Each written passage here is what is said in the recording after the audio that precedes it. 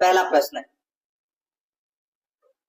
उम्र बढ़ने के साथ खुरों की परिवर्तित हो जाती है, तो क्या परिवर्तित हो जाती है खुरों की? पशुओं के खुरों की क्या परिवर्तित हो जाती है दोस्तों? आकार और चमक दोनों परिवर्तित हो जाती है। तो यहाँ पर अपना इसमें सी नंबर का ऑप्शन राइट आंसर हो जाएगा। देखिए, कम उम्र के पशुओं के खुर है वो छोटे आकार के चमकीले होते हैं, ठीक है, लेकिन जैसे जैसे उम्र बढ़ती है पशुओं की, वैसे वैसे दोस्तों खुरों का स्वरूप भी बदल जाता है और इनका खुरों का आकार है वो भी बढ़ जाता है और इनमें चमक है वो कम हो जाती है। तो यहाँ पर सी नंबर का ऑप्शन बिल्कुल सही। आगे देखिए, सेकंड नंबर का प्रश्न है, भारत में वनों के संरक्षण में निम्नलिखित में से कौन सी प्रमुख चुनौती नहीं है? वनों के संरक्षण में कौन सी प्रमुख चुनौती नहीं है पूछा है। अवैध कटाई और अतिक्रमण ये चुनौती है। जलवायु परिवर्तन से प्रेरित वन शरण, तो दोस्तों ये भी चुनौती है। सरकारी नीतियों और विनियमों का अभाव ये है दोस्तों, ये चुनौती नहीं है, ये चुनौती नहीं है। बाकी दोस्तों यहाँ पर देखिए, मोनोकल्चर वृक्षारोपण पर अत्यधिक निर्भरता, बिल्कुल सही बात है, ये चुनौती नहीं है, सॉरी ये चुनौती है। तो यहाँ पर सी नंबर का ऑप्शन राइट आंसर हो जाएगा। सरकारी नीतियों और विनियमों का अभाव ये चुनौती नहीं है। तो यहाँ पर सी नंबर ऑप्शन बिल्कुल सही। आगे देखिए, 3 नंबर का प्रश्न है, यदि दूध का CLR 28 है तो दूध का विशिष्ट गुरुत्व क्या होगा? दोस्तों, दूध का विशिष्ट गुरुत्व क्या होगा वो अपने को बताना है। यहाँ पर CLR 28 दे रखा है। तो दोस्तों देखिए, इसका जो मापन है वो हाइड्रोमीटर के द्वारा किया जाता है और इसका जो सूत्र होता है वो होता है लैक्टोमीटर रीडिंग, जिसको अपन CLR बोलते हैं, ठीक है। लैक्टोमीटर रीडिंग भाग 1000 प्लस 1। तो दोस्तों यहाँ पे लैक्टोमीटर रीडिंग कितनी है? तो दोस्तों वो है 28, यानी कि CLR कितनी है? 28 भाग दोस्तों 1000, ठीक है, प्लस 1, ये है दोस्तों इसका सूत्र। तो दोस्तों यहाँ पे 28 के अंदर आप 1000 का भाग दोगे तो कितना आएगा? तो दोस्तों 0.028 प्लस 1। तो यहाँ पर इनको जोड़ेंगे तो दोस्तों कितना आ जाएगा? तो यह आ जाएगा दोस्तों 1.028। तो यहाँ पर अपना इसमें सी नंबर का ऑप्शन राइट आंसर हो जाएगा। इसमें याद रखना दोस्तों, दूध का विशिष्ट गुरुत्व 1.028 से 1.032 के बीच में होता है। तो यहाँ पर अपना इसमें सी नंबर ऑप्शन सही। आगे देखिए, रानीखेत रोग किस विषाणु द्वारा फैलता है? अब आपको ये भी पता होना चाहिए दोस्तों, रानीखेत रोग किस में होता है? तो दोस्तों ये मुर्गियों में होने वाला रोग है, ठीक है। तो यहाँ पर अपना इसमें राइट आंसर हो जाएगा, किस विषाणु द्वारा फैलता है? तो ये पैरामिक्सोवायरस के द्वारा फैलता है। तो यहाँ पर बी नंबर का ऑप्शन बिल्कुल सही उत्तर इसमें हो जाएगा। इसके अंदर क्या होता है, इसके लक्षण क्या होता है मुर्गियों के अंदर? तो दोस्तों इसमें मुर्गी है वो मुंह खोलकर सांस लेती है, हांफती है, बुखार हो जाता है, खांसी आती है, छींके आती है, दस्त हो जाते हैं, ठीक है, पैरों का लड़खड़ाना हो जाता है। तो यहाँ पर अपना इसमें बी नंबर का ऑप्शन राइट आंसर हो जाएगा। ये रानीखेत रोग है, ये मुर्गियों में होता है पैरामिक्सोवायरस के कारण। आगे देखिए, 5 नंबर का प्रश्न है, निम्न में से पशु प्रजनन प्रबंधन में शामिल है? बताइए पशु प्रजनन प्रबंधन में क्या शामिल है? यहाँ पर देखिए, गर्भित होने पर 2 माह बाद गर्भ की पुष्टि करवाना, बिल्कुल सही बात है, गर्भ है ये, ठीक है, गर्भ की पुष्टि करवाना। और पशु के ब्याने के 60 से 90 दिन के भीतर मद आना, बिल्कुल सही है। बछड़ों का भार 300 केजी व उम्र 3 वर्ष होने पर भी मद लक्षण नहीं आना, तो दोस्तों उपचार कराना, तो दोस्तों बिल्कुल सही बात है। तो ये सभी क्या है? ये पशु प्रजनन प्रबंधन में शामिल हैं। तो यहाँ पर अपना इसमें राइट आंसर उपरोक्त सभी हो जाएगा, डी नंबर ऑप्शन बिल्कुल सही। 6 नंबर का प्रश्न है, दूध पाश्चुरीकरण की फ्लैश विधि में तापमान होता है? दूध पाश्चुरीकरण की फ्लैश विधि में तापमान होता है तो कितना होता है? तो दोस्तों ये 80 डिग्री सेल्सियस या 175 डिग्री फारेनहाइट होता है। तो यहाँ पर अपना इसमें राइट आंसर ए नंबर का ऑप्शन बिल्कुल सही उत्तर इसमें हो जाएगा। ये आपको इसमें याद रखना है, ठीक है। आगे देखिए दोस्तों, यहाँ पे 7 नंबर का प्रश्न है, पशुओं के चारा काटने में सहायक है? पशुओं के चारा काटने में सहायक है तो दोस्तों वो है दंत्युपुरा। दंत्युपुरा ये पशुओं के चारा काटने में सहायक है। अब आपको ये पता होना चाहिए कि ये दंत्युपुरा किसे कहते हैं।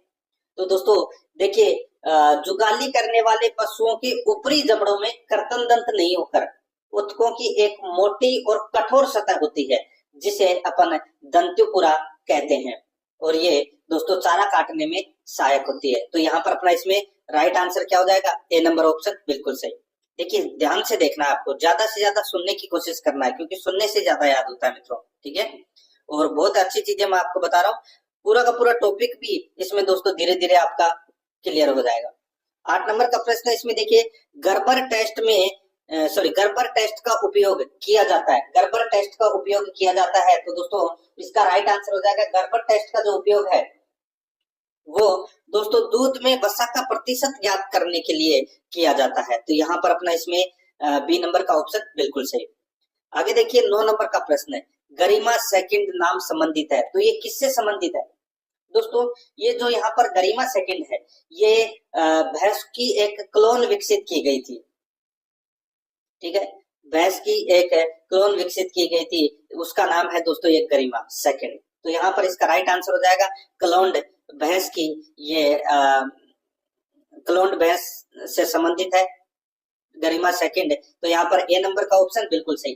दोस्तों देखिए करनाल में एक अनुसंधान संस्थान है जिसका नाम है राष्ट्रीय डेयरी अनुसंधान संस्थान। उसके वैज्ञानिकों ने दोस्तों अगस्त 2010 में, कब, अगस्त 2010 में दोस्तों भैंस की गरिमा सेकंड नामक एक क्लोन विकसित करने में सफलता प्राप्त की थी। और दोस्तों अब देखिए 2010 में करी, अब 3 साल बाद यानी कि 2013 की मैं यहाँ पे बात कर रहा हूँ। और 2013 के अंदर क्या हुआ था दोस्तों, इसी राष्ट्रीय डेयरी अनुसंधान संस्थान में जो ये गरिमा सेकंड है, इसने दोस्तों महिमा नामक एक स्वस्थ मादा बच्चे को जन्म दिया था। उसका भी नाम आपको याद रखना है, महिमा, ठीक है, उसका नाम महिमा था और इसका गरिमा। तो यहाँ पर अपना ए नंबर ऑप्शन बिल्कुल सही। आगे देखिए टी आकार का गर्भाशय किस मादा में पाया जाता है? दोस्तों टी आकार का गर्भाशय है, ये किस में पाया जाता है? तो दोस्तों ये घोड़ी में पाया जाता है टी आकार का गर्भाशय। अगर मैं बात करूं कि दोस्तों गाय भेड़ बकरी में कौन से आकार का गर्भाशय पाया जाता है, तो दोस्तों गाय भेड़ और बकरी में वाई आकार का गर्भाशय पाया जाता है। और दोस्तों यहाँ पर देखिए ये कुतिया है, कुतिया के अंदर दोस्तों वी आकार का गर्भाशय पाया जाता है, ये भी आपको इसमें याद रखना है। इस प्रश्न का right answer C number option हो जाएगा। 11 नंबर का प्रश्न है, इसमें देखिए मुर्गी की भारतीय नस्ल है, बताइए मुर्गी की भारतीय नस्ल कौन सी है? तो वो है दोस्तों असील, असील है, ये मुर्गी की भारतीय नस्ल है। राइट आंसर हो जाएगा यहाँ पे बी नंबर का ऑप्शन बिल्कुल सही उत्तर इसमें हो जाएगा, ठीक है, असील। और एक और दोस्तों घाघस, ये भी दोस्तों भारत की नस्ल है। राइट आंसर हो जाएगा यहाँ पे बी नंबर का ऑप्शन बिल्कुल सही। और ये जो लेग हॉर्न है, ये दोस्तों इटली की नस्ल है, ये भी आपको इसमें याद रखना है, इटली की नस्ल है ये लेग हॉर्न, ठीक है। तो यहाँ पर अपना इसमें राइट आंसर क्या हो जाएगा, बी नंबर ऑप्शन सही। 12 नंबर का प्रश्न है, इसमें देखिए मुर्गी की किस नस्ल का मांस काला एवं स्वादिष्ट होता है? बताइए मुर्गी की किस नस्ल का जो मांस है वो दोस्तों काला एवं स्वादिष्ट होता है? तो इसका राइट आंसर हो जाएगा वो है कड़कनाथ। तो यहाँ पर ए नंबर का ऑप्शन राइट आंसर हो जाएगा। कड़कनाथ विश्व की सबसे हल्की नस्ल है, ठीक है। और ये नस्ल है, ये दोस्तों पश्चिमी मध्य प्रदेश के झाबुआ और धार जिलों में दोस्तों ये पाई जाती है, यानी कि पाली जाती है। इसके मांस का रंग है वो काला होता है, तो इसे कालमासी के नाम से भी जाना जाता है। तो यहाँ पर अपना इसमें राइट आंसर क्या हो जाएगा, ए नंबर का ऑप्शन सही उत्तर। 13 नंबर का प्रश्न है, इसमें देखिए फड़किया रोग से संबंधित सही तथ्य है, फड़किया रोग से संबंधित सही तथ्य है तो वो कौन सा है? दोस्तों इसमें देखिए यह रोग अधिकतर वर्षा ऋतु में फैलता है, यह रोग अधिकतर दोस्तों वर्षा ऋतु में फैलता है, बिल्कुल सही बात है। यह रोग अधिक प्रोटीन युक्त हरा चारा खा लेने से तीव्रता से बढ़ता है, बिल्कुल सही बात है। यह रोग क्लास्ट्रीडियम परफिजेंस नामक जीवाणु के विष के कारण पैदा होता है, बिल्कुल सही है। तो यहाँ पर इसका राइट आंसर हो जाएगा उपरोक्त सभी, डी नंबर का ऑप्शन बिल्कुल सही उत्तर हो जाएगा। आगे देखिए दूध के बर्तनों की स्वच्छता का मुख्य उद्देश्य क्या है? दूध के बर्तनों की स्वच्छता का मुख्य उद्देश्य क्या है दोस्तों? इसका राइट आंसर हो जाएगा वो है इसमें देखिए नाशक जीवों को मारना, इसका मुख्य उद्देश्य क्या है? नाशक जीवों को मारना। तो यहाँ पर सी नंबर का ऑप्शन राइट आंसर इसमें हो जाएगा, याद रखना। आगे देखिए दोस्तों यहाँ पे 15 नंबर का प्रश्न है, दूध की शुद्धता किसके द्वारा मापी जाती है? दोस्तों दूध की शुद्धता है वो किसके द्वारा नापी जाती है? तो दोस्तों लैक्टोमीटर के द्वारा। राइट आंसर हो जाएगा यहाँ पे बी नंबर का ऑप्शन बिल्कुल सही उत्तर हो जाएगा, लैक्टोमीटर के द्वारा। ठीक है, उसके माध्यम से दोस्तों दूध में पानी की मात्रा का पता लगा सकते हैं। बी नंबर ऑप्शन सही। आगे देखिए 16 नंबर का प्रश्न है, गाय की दूध शिराओं में होता है। गाय की दूध शिराओं में होता है, तो दोस्तों इसका जो राइट आंसर हो जाएगा दूध शिराओं में दोस्तों क्या होता है बताइए। यहाँ पर आप देख सकते हैं दोस्तों पानी। ठीक है, तो यहाँ सॉरी गाय की दुग्ध शिराओं में होता है, तो इसका राइट आंसर हो जाएगा रक्त। तो यहाँ पर सी नंबर का जो ऑप्शन है वो इसका राइट आंसर हो जाएगा दोस्तों, क्या होता है? रक्त होता है। ठीक है, सी नंबर का ऑप्शन बिल्कुल सही है, रक्त। आगे देखिए, मुर्गी कितने समय में अंडा देना प्रारंभ करती है? दोस्तों मुर्गी कितने समय में अंडा देना प्रारंभ करती है? तो इसका राइट आंसर हो जाएगा मुर्गी 20 सप्ताह में अंडा देना प्रारंभ करती है। राइट आंसर हो जाएगा यहाँ पे बी नंबर का ऑप्शन बिल्कुल सही उत्तर हो जाएगा, यानी कि लगभग 140 दिन या दोस्तों आप बोल सकते हैं 5 महीने में अंडा देना प्रारंभ कर देती है मुर्गी। यहाँ पर बी नंबर ऑप्शन सही। आगे देखिए 18 नंबर का प्रश्न है, गाय की किस नस्ल के दूध में सर्वाधिक वसा का प्रतिशत पाया जाता है? गाय की किस नस्ल के दूध में सर्वाधिक वसा का प्रतिशत पाया जाता है? इसका राइट आंसर हो जाएगा वो है दोस्तों रेड सिंधी। रेड सिंधी गाय की नस्ल है और इसमें वसा का प्रतिशत दोस्तों 4.9% पाया जाता है, तो यहाँ पर ए नंबर ऑप्शन बिल्कुल सही। 19 नंबर का प्रश्न इसमें देखिए, पशुओं के लिए आवास बनाते समय दातव्य बिंदु क्या है बताइए। दोस्तों यहाँ पर आप देख सकते हैं, पशु आवास हवादार एवं आरामदायक हो, बिल्कुल सही है। मौसम की विषम परिस्थितियों से बचाता हो, यह भी बिल्कुल सही है। पशुओं को जंगली जानवरों तथा चोर उच्चकों से बचाता हो, बिल्कुल सही है। तो यहाँ पर अपना इसमें राइट आंसर हो जाएगा उपरोक्त सभी, डी नंबर का ऑप्शन बिल्कुल सही। आगे देखिए, दूध दोहने की सर्वोत्तम विधि कौन सी है? दूध दोहने की सर्वोत्तम विधि कौन सी है? दोस्तों इसका जो राइट आंसर हो जाएगा वो है दोस्तों फिस्टिंग विधि होती है दूध दोहने की सर्वोत्तम विधि। तो यहाँ पर अपना इसमें राइट आंसर क्या हो जाएगा? बी नंबर का ऑप्शन बिल्कुल सही। याद रखना दोस्तों, इसी फिस्टिंग विधि को मुट्ठी विधि या पूर्ण हस्त विधि भी कहते हैं, ये भी आपको इसमें याद रखना है। तो यहाँ पर अपना इसमें राइट आंसर क्या हो जाएगा? पूर्ण हस्त विधि बोल दो या फिस्टिंग विधि बोल दो, तो यहाँ पर अपना इसमें right answer B number option सही। 21 नंबर का प्रश्न इसमें देखिए, स्वस्थ पशु में दिखने वाले लक्षण है। स्वस्थ पशु में दिखने वाले लक्षण है तो दोस्तों चमकदार त्वचा, सामान्य श्वसन, सतर्क आंखें, तो ये स्वस्थ पशु की विशेषता है। तो यहाँ पर अपना इसमें right answer D number option हो जाएगा। आगे देखिए 22 नंबर का प्रश्न है, फुर्तीला एवं लंबा सफर तय करने वाली भेड़ की नस्ल है बताइए। दोस्तों यहाँ पर फुर्तीली एवं लंबा सफर तय करने वाली भेड़ की नस्ल कौन सी है? तो वो है मारवाड़ी।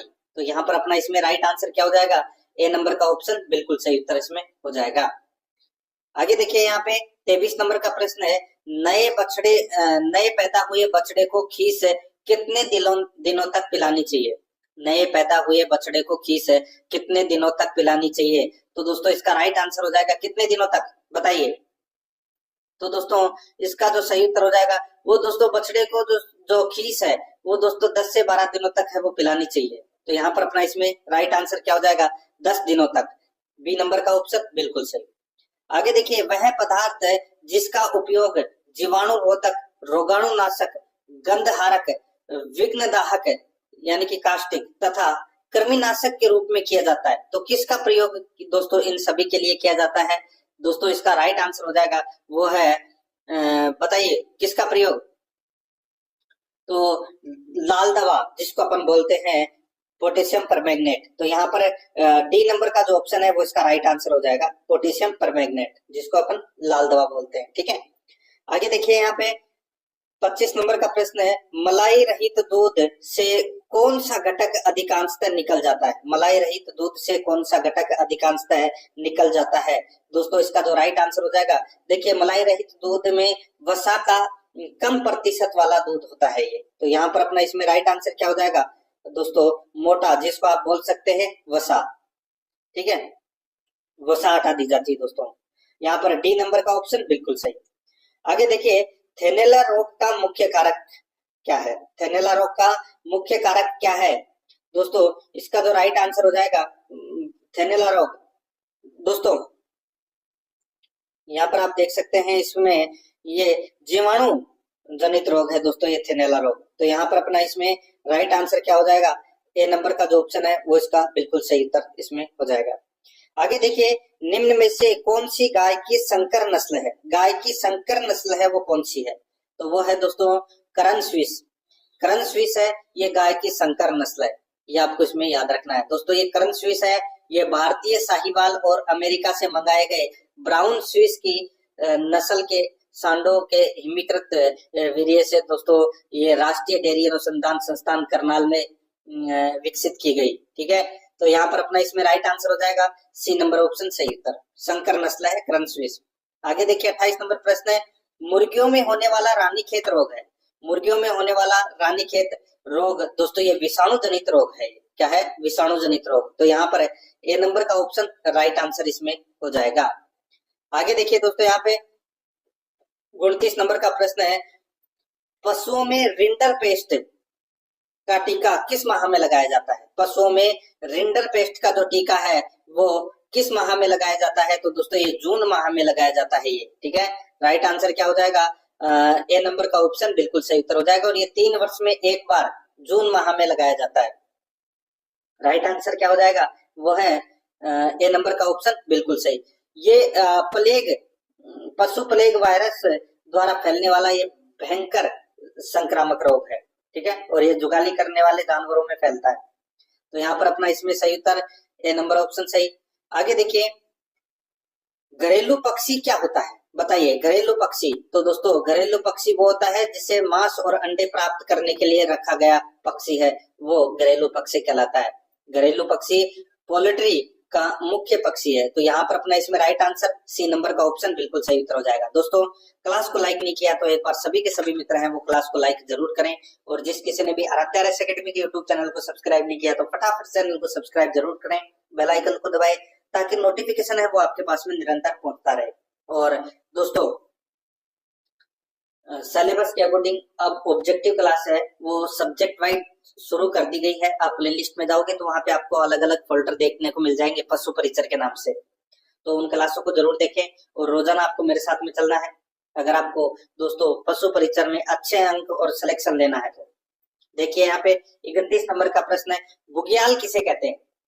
बताइए, बुग्याल दोस्तों किसे कहते हैं? तो ये हिमालय की ऊंची पहाड़ियों पर स्थित हरे भरे चारागाह होते हैं बुग्याल। ठीक है, तो यहाँ पर अपना इसमें राइट आंसर हो जाएगा ऊंची पहाड़ियों पर स्थित हरे भरे चारागाह होते हैं उसको बोलते हैं बुग्याल। तो यहाँ पर बी नंबर का ऑप्शन बिल्कुल सही उत्तर इसमें हो जाएगा, याद रखना। ठीक है, जहाँ गर्मियों में चरवाहे अपने मवेशियों को चराने के लिए ले जाते हैं। राइट आंसर क्या हो जाएगा? बी नंबर ऑप्शन सही। आगे देखिए 32 नंबर का प्रश्न है, गाय के शुद्ध जल का आपेक्षिक घनत्व कितना है? गाय के शुद्ध दूध का आपेक्षिक घनत्व कितना है? तो मैंने अभी आपको बताया था दोस्तों, आपेक्षिक घनत्व 1.028 से दोस्तों 1.032 सॉरी गाय का पूछा है यहाँ पे। ठीक है, तो गाय का है दोस्तों अपेक्षित घनत्व है वो 1.028 से 1.030 के बीच में होता है।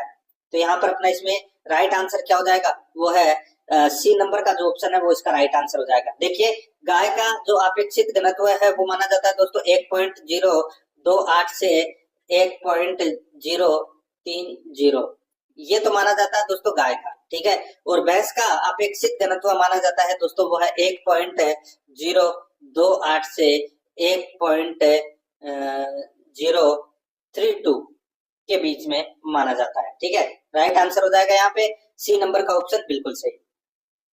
आगे देखिए 33 नंबर का प्रश्न है, डेयरी गाय को दुग्ध दोहन से धोते समय किस प्रकार के साबुन से बचना चाहिए? तो किस प्रकार के साबुन से बचना चाहिए। तो दोस्तों राइट आंसर हो जाएगा यहाँ पे डिटर्जेंट वाले साबुन से दोस्तों बचना चाहिए, डिटर्जेंट वाले साबुन से बचना चाहिए। तो यहाँ पर डी नंबर का ऑप्शन बिल्कुल सही उत्तर हो जाएगा।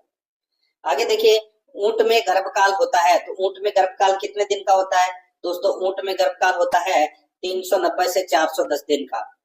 ठीक है, ये आपको इसमें याद रखना है। तो राइट आंसर हो जाएगा यहाँ पे सी नंबर का ऑप्शन सही उत्तर।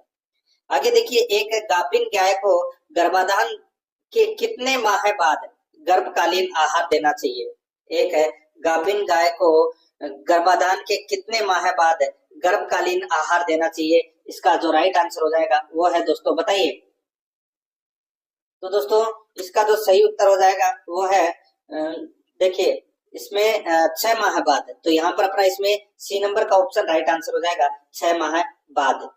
आगे देखिए 36 नंबर का प्रश्न है, निम्न में से कौन गाय की उच्च दूध उत्पादन प्रजाति है? बताइए कौन गाय की उच्च दूध उत्पादन प्रजाति है? तो वो है दोस्तों होलिस्टीन फ्रीजियन। होलिस्टीन फ्रीजियन गाय है, ये गाय की उच्च दूध उत्पादन प्रजाति है। यहाँ पर बी नंबर का ऑप्शन राइट आंसर हो जाएगा, और ये नीदरलैंड में पाई जाने वाली गाय की प्रसिद्ध प्रजाति है। ठीक है, प्रजाति है ये। इसका रंग है वो दोस्तों सफेद या काला होता है। राइट आंसर हो जाएगा यहाँ पे बी नंबर ऑप्शन बिल्कुल सही, होलिस्टीन। आगे देखिए, जमुनापारी व बीटल प्रजाति है, जमुनापारी व बीटल प्रजाति है। दोस्तों इसका जो राइट आंसर क्या हो जाएगा वो है जमुनापारी और बीटल। दोस्तों ये बकरी की नस्ल है, किसकी? बकरी की नस्ल है। तो यहाँ पर अपना इसमें डी नंबर ऑप्शन बिल्कुल सही। 38 नंबर का प्रश्न इसमें देखिए, गाय की किस नस्ल के शरीर पर काले, कत्थई व सफेद धब्बे होते हैं? गाय की किस नस्ल के शरीर पर काले, कत्थई व सफेद धब्बे होते हैं? इसका जो राइट आंसर हो जाएगा वो है गिर नस्ल के गाय के शरीर पर काले, कत्थई व सफेद धब्बे होते हैं। ए नंबर ऑप्शन सही उत्तर। 39 नंबर का प्रश्न इसमें देखिए, बर्बेर्स चरवाहा समुदाय किस क्षेत्र में पाया जाता है? दोस्तों ये बर्बेर्स चरवाहा समुदाय किस क्षेत्र में पाया जाता है? तो इसका जो राइट आंसर हो जाएगा दोस्तों, बताइए। ये दोस्तों ये पाया जाता है कहां पर? तो ये दोस्तों उत्तरी पश्चिमी अफ्रीका में पाया जाता है। राइट आंसर हो जाएगा यहाँ पे सी नंबर का ऑप्शन बिल्कुल सही उत्तर इसमें हो जाएगा। आगे देखिए यहाँ पे 40 नंबर का प्रश्न है, भारत में कौन सा वन्य जीव अभ्यारण्य भारतीय गैंडों की आबादी के लिए प्रसिद्ध है? बताइए, भारत में कौन सा वन्य जीव अभ्यारण्य भारतीय गैंडों की आबादी के लिए प्रसिद्ध है? राइट आंसर हो जाएगा वो है काजीरंगा राष्ट्रीय उद्यान। यहाँ पर बी नंबर का ऑप्शन बिल्कुल सही उत्तर हो जाएगा। इसमें एक सींग वाले गैंडे पाए जाते हैं दोस्तों। ठीक है, राइट आंसर हो जाएगा बी नंबर ऑप्शन बिल्कुल सही।